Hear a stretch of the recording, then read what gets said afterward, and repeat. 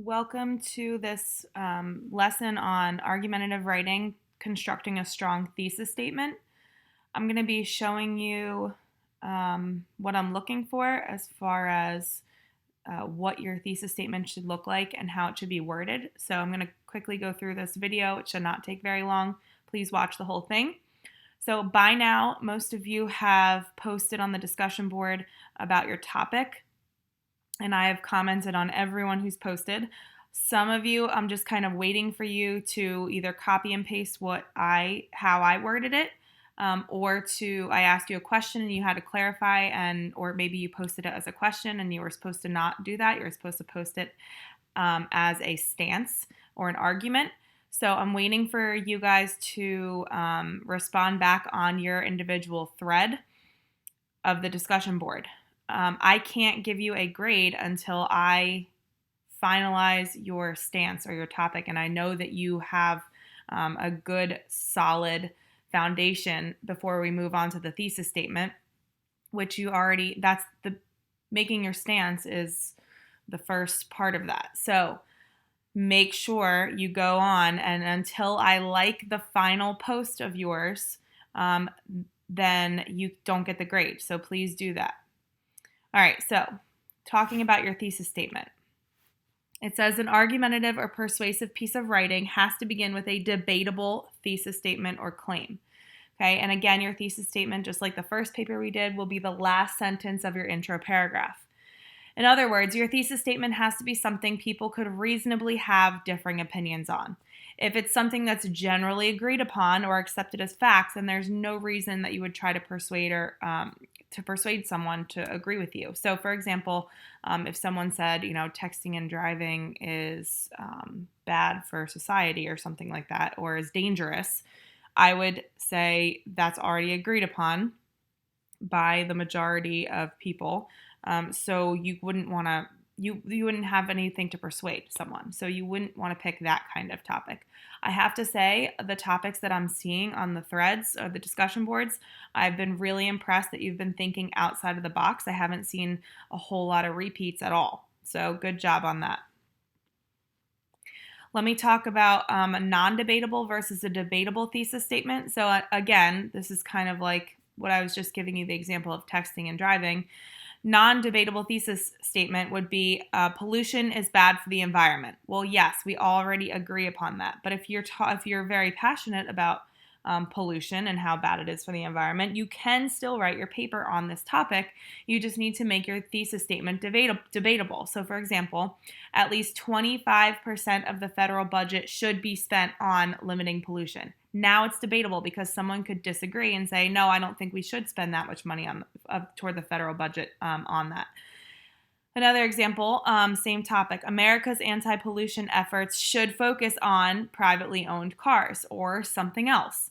So now it's a more debatable topic, but hopefully you see why the first one, pollution is bad for the environment, is not debatable.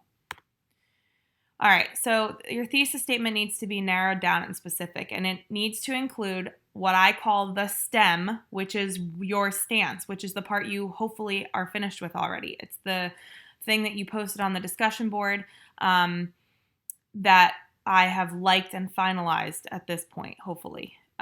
So it has that part, the stance, and what you're going to be adding to that is either 2 supporting arguments for CP or 3 supporting arguments for honors.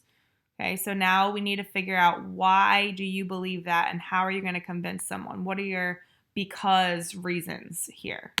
You have number 1 done on this chart and you have number 2 done. So you said this should happen, or this should not, or this should be banned, or whatever, or we should not allow, or the government needs to, blah, blah, blah. So you have number 1, make the topic specific, and you have number 2, continue with a debatable phrase. Now you need to figure out what your reasons are. So you need to fill in part 3 of this chart. Technically, we're not filling out a chart, we're making it a sentence or a statement. But you're explaining the significance to the audience, okay? So you need something like because, or resulting in, or whatever. Okay, so I'm going to see a lot of because, and that is fine, and that's not listed on this chart, but or due to the fact that those kinds of phrases are what you're looking for. Then you need to figure out your 2 reasons if you're in CP and your 3 for honors. So here's an example.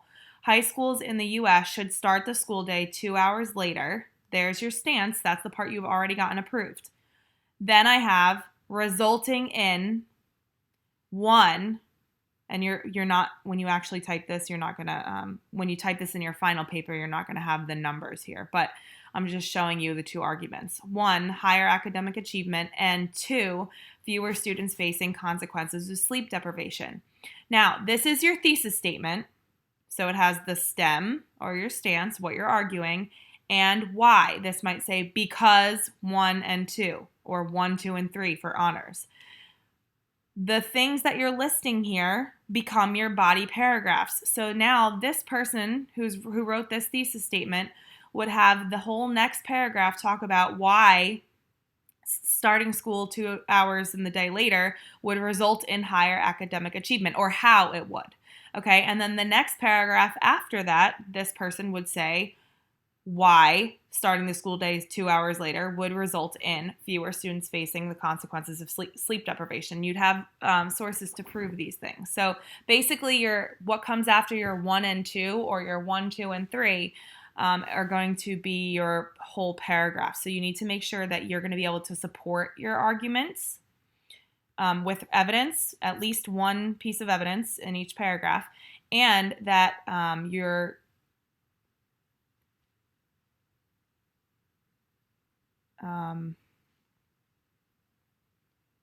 and that you're going to be able to elaborate on those. Okay, here's an example. This one is an honors example, same exact topic, but it has 3 arguments. 1, increased motivation, higher academic achievement for 2, and then the third one is this. So we added 1 argument in this one to make it for the honors, because you need 3 supporting arguments. Going back to this, so here's one for honors. We have your stem and your supporting arguments. I just posted them in a chart so you could see the differences, and then you put them together. The red part is the stem, the part you already got approved in the discussion board, and then I'm just showing you that you can word this however you want to. Testing products on animals should be banned because of the overwhelming evidence against it. Again, you won't have the numbers here when you do the final copy, but here, many products have harmful effects, 2, blah, blah, blah, and 3, blah, blah, blah. Okay, so in your thesis statement, I'm looking for the information in this chart put into a sentence. But again, this is honors. They are required to have 3. CP would be required to have 2. Okay, so you could use the same sentence if this was your topic for CP, but you would only have a 1 and a 2 here. Okay, and that is the end of this. And I will give you more information on where you're going to be posting this thesis statement. And again, it might require back and forth discussions. Maybe your first supporting argument doesn't work, and I'll tell you that, and I'll say you need to find another supporting argument. But I need to have you keep checking where you're posting and keep looking for my responses so that we can finalize these, because I'm trying to get everybody finalized. This thesis statement, finalized thesis statement, is going to be another grade. Okay, so I'm going to keep moving along here. So I need you to get on the discussion boards and post